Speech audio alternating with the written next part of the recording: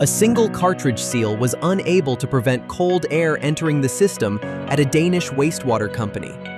This was only the beginning of the problems for Biofos Lynetten, as the leaks had a knock-on effect which led to blockages in the pipework. Dealing with the problem involved changes to axles, pipes, and plates, resulting in 3 weeks of costly downtime every year.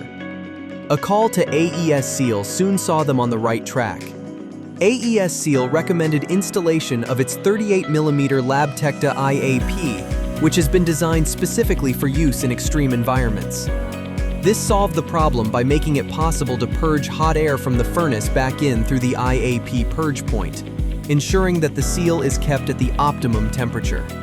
Maintenance can now be carried out by 2 employees in just 2 weeks, compared with the previous requirement for 4 employees, working for 3 weeks.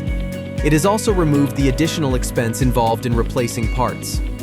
Fitted in September 2024, the LabTecta IAP has been operating effectively for 20 months.